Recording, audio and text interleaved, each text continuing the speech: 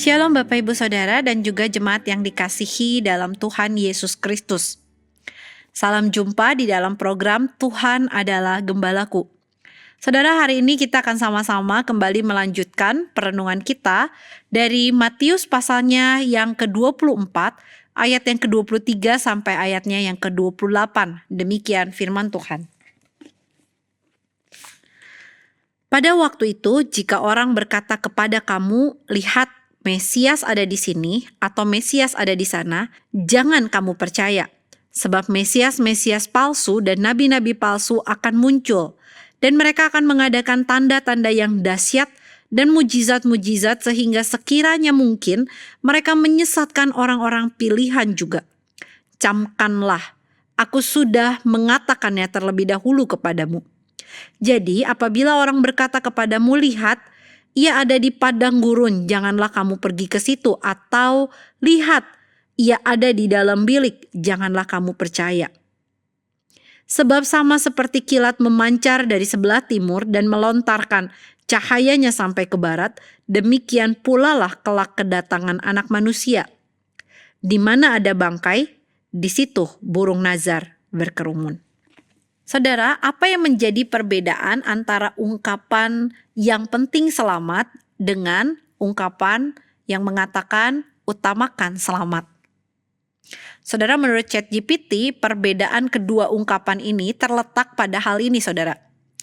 Yang pertama, kalau ungkapan utamakan selamat, maka sebenarnya ini adalah sesuatu yang dilakukan sebagai sebuah tindakan pencegahan atau preventif. Sehingga ini berbicara tentang sebuah proses atau berfokus pada sebuah proses. Sedangkan ungkapan yang penting selamat adalah sebuah ungkapan yang menunjukkan bahwa ini sesuatu yang dilakukan secara nekat atau reaktif dan berfokus pada hasil akhir, bukan pada proses. Saudara, kalau mau jujur, kita itu termasuk kelompok orang yang mana? Kelompok orang yang setuju dengan ungkapan yang penting selamat atau kelompok orang yang setuju dengan ungkapan utamakan selamat. Saudara, kalau mau jujur, kebanyakan orang pada umumnya ada di dalam kelompok orang yang penting selamat. Sehingga gak heran saudara ketika ada ketidaknyamanan, kondisi-kondisi yang tidak sesuai dengan planning-planning kita, sesuatu yang membuat kita tidak enak, saudara, kita akan mempunyai respon yang seperti lagu berkata, can we skip to the good part? Kita mau menyingkirkan proses secepat mungkin karena kita ingin keluar dari segala masalah-masalah yang terjadi dalam hidup kita. Dan kita ingin langsung hasil akhirnya. Apapun caranya, yang penting selamat. Saudara, sadar atau tidak sadar, semangat untuk yang penting selamat menjadi sumber penyesatan di zaman akhir. Bayangkan saja saudara, ketika manusia mengalami apa yang namanya kegelisahan karena perang, ketidaknyamanan karena rumor-rumor yang membuat mereka kehilangan kondisi yang ideal menurut mereka, kasih yang menjadi semakin dingin, pengkhianatan, dibenci karena iman mereka terhadap Tuhan Yesus, dan hal-hal lain yang tidak sesuai ekspektasi mereka. Saudara, semangat ini menjadi semangat yang digunakan oleh para penyesat untuk menyesatkan mereka.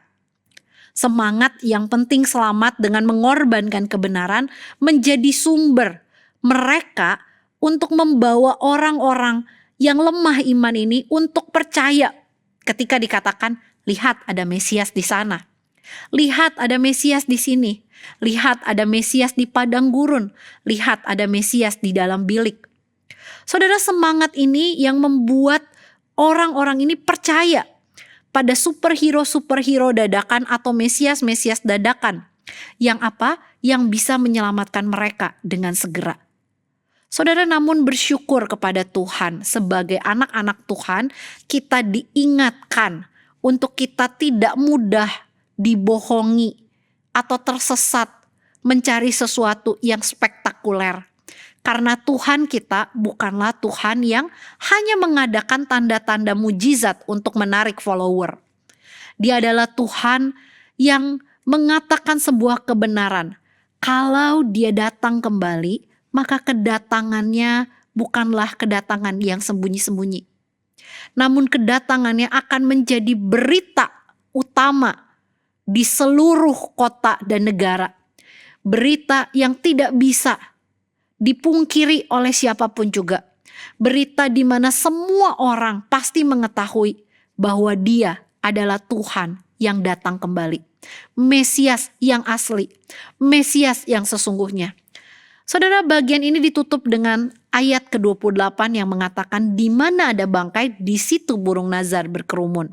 Saudara, ini adalah sebuah peribahasa yang mau menunjukkan bahwa kedatangan Dia sebagai Mesias yang asli adalah sesuatu yang pasti.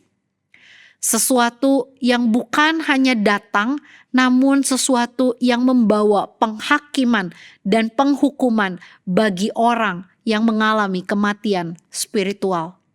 Saudara, kata bangkai di situ berbicara tentang kematian rohani, kematian spiritual, kematian di mana orang-orang lebih mencari kenyamanan, keselamatan yang sementara dengan mengorbankan sesuatu yang pasti.